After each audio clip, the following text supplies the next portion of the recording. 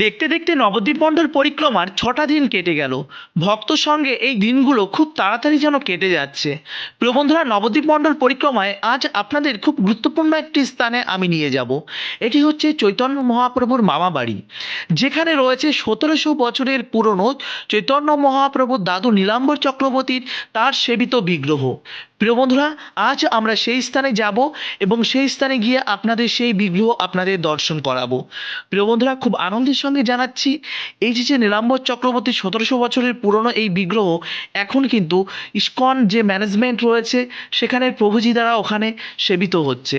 প্রিয় বন্ধুরা, চলুন আমরা আজ ভক্ত সঙ্গে সেই স্থানে যাব এবং তারপর আমরা প্রসাদ পাবো ভক্ত সঙ্গে, সমস্ত কিছু বিস্তারিত আপনাদের দেখাবো।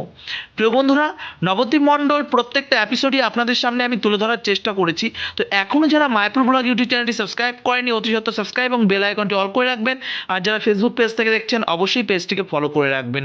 প্রিয় বন্ধুরা, চলুন এখন আমরা এই স্থানে থেকে যাব সেই নীলাম্বর চক্রবর্তী সেবিত সেই বিগ্রহ। দেখতেই পাচ্ছেন শ্রী শ্রী নীলাম্বর চক্রবর্তী সেবিত বিগ্রহ আনুমানিক ১৭০০ বছরের পুরানো, মানে তার থেকেও বেশি দিন হতে পারে। প্রিয় বন্ধুরা, দেখতেই পাচ্ছেন কত সুন্দর এখানে ভগবানের অপরূপ তার রূপ, এ যেন আপনাকে ভাষায় প্রকাশ করতে পারবো না। এটি কোথায় অবস্থিত জানেন? এই জায়গাটির নাম হচ্ছে বেলপুকুর। আর আপনারা কেমনভাবে আসবেন এই স্থানে? আপনারা নবদ্বীপ মণ্ডল পরিক্রমা করলে তো আপনাদের কোনো প্রবলেমই নেই, এই স্থানে প্রভুজিরা আপনাদের নিয়ে আসবে। কিন্তু আপনারা যদি এই স্থানে আসতে চান, কোনো রকম কোনো সমস্যা নেই। শ্রীরাম মায়াপুর ইস্কন মন্দিরে আসলে সেই স্থান থেকে আপনারা টোটো রিজার্ভ করে আপনারা কিন্তু এখানে আসতে পারেন, এখানে এসে দর্শন করতে পারবেন। প্রিয় বন্ধুরা, এখন যে শুধু মায়াপুর ইস্কনের এই নবদ্বীপ মণ্ডল পরিক্রমাটি হচ্ছে এমনটা নয়, কিন্তু অনেক গৌড়ীয় মঠ এবং বিভিন্ন সম্প্রদায়, বিভিন্ন সংস্থা, তারা কিন্তু প্রত্যেকেই কিন্তু এই স্থানে এসে তারা কিন্তু পরিক্রমায় অংশগ্রহণ করছে। সেগুলোকেও আপনাদের আমি দর্শন করাবো। প্রিয় বন্ধুরা, এই স্থানে প্রসাদেরও সুব্যবস্থা আছে। আপনারা সকাল সকাল আসলে অবশ্যই এই স্থান থেকে আপনারা প্রসাদের জন্য কুপন সংগ্রহ করতে পারবেন। তো বন্ধুরা, দেখতেই পাচ্ছেন ইনি হচ্ছেন আমাদের ইসকনের একজন প্রভুজি।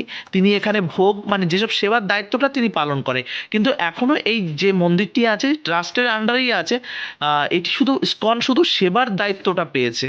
তো বন্ধুরা, দেখতেই পাচ্ছেন, আমি চাই যে প্রত্যেকটা স্থানে ভগবানের সেবা খুব সুন্দরভাবে যেন হয়। তো বন্ধুরা, দেখতেই পাচ্ছেন কত ভক্তরা এই স্থানে রয়েছে, অনেক ভক্তরাই প্রসাদ পেতে চলে গেছেন। কিন্তু আপনাদের আমি এই স্থানটি দর্শন করাবো। দর্শন করানোর পর আমি তারপর যাব প্রসাদ পেতে। আমি সাধারণত সবার পরেই প্রসাদ পাই, কেননা আপনাদের প্রত্যেকটা স্থান আমি দর্শন করাই, তো দর্শন করিয়ে আমার যেতে যেতে একটু দেরি হয়ে যায়। প্রিয় বন্ধুরা, দেখতেই পাচ্ছেন কত ভক্ত এই স্থানে রয়েছেন এবং তারা এই গরমের ক্লান্তি এই স্থানে এসে যেন একটি ঠান্ডা অনুভব করছে। প্রিয় বন্ধুরা, সত্যি কথা বলছি, নবদ্বীপ মণ্ডল পরিক্রমায় এতগুলো দিন কেটে গেল, মনের মধ্যে কোনো ক্লান্তি নেই। তো দেখতেই পাচ্ছেন ভক্ত সঙ্গে প্রসাদ এর যে অপরূপ, মানে কি বলবো, আনন্দ। প্রত্যেকে বাড়িতে হয়তো এসি ঘরে বসে বিভিন্ন ডাইনিংয়ে বসে মানে কি বলবো ভিভিআইপি ভাবে হয়তো খেয়ে থাকেন, কিন্তু এ একটা আলাদা অনুভূতি। হয়তো অনেক মানে বাড়িতে মানে কি বলবো অনেক কিছু হয়তো এখানে থাকে না, কিন্তু ভক্ত সঙ্গে এগুলোকে একটা আলাদা আনন্দ।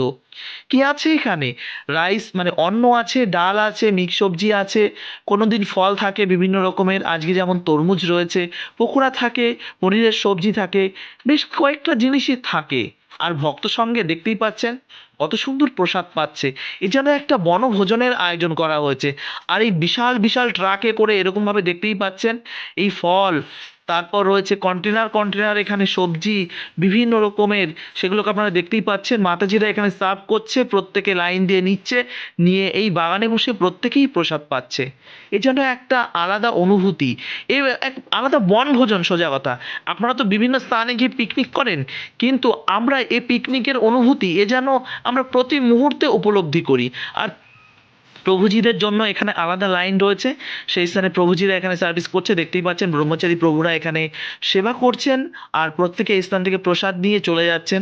তো প্রিয় বন্ধুরা, আজ আর বেশি কথা বললাম না, প্রসাদ গ্রহণ আপনারা দর্শন করুন এবং এরপর আরও কয়েকটা স্থান রয়েছে সুন্দর হরিনামের মধ্যে দিয়ে আপনারা দর্শন করুন। প্রিয় বন্ধুরা, তো আবার একবার আপনাদের কাছে বিনম্র অনুরোধ, আপনারা সময় সুযোগ পেলে অবশ্যই শ্রীধাম মায়াপুরে আসবেন আর নবদ্বীপ মণ্ডল পরিক্রমায় অংশগ্রহণ করবেন। পরিক্রমায় অংশগ্রহণ করতে না পারলে বছরের বিভিন্ন সময় আপনারা আসুন এবং এসে এই স্থানে আপনারা পরিক্রমাটা করে নিন। যেমন ধরুন পায়ে হেঁটে পারলে পায়ে হেঁটে, না হলে টোটো বা অটো রিজার্ভ করে আপনারা এই ভগবান চৈতন্য মহাপ্রভুর এই লীলাভূমিগুলো দর্শন করে নিন। তো বন্ধুরা দেখতেই পাচ্ছেন সুন্দর হরিনাম হচ্ছে, আপনারা দর্শন করুন।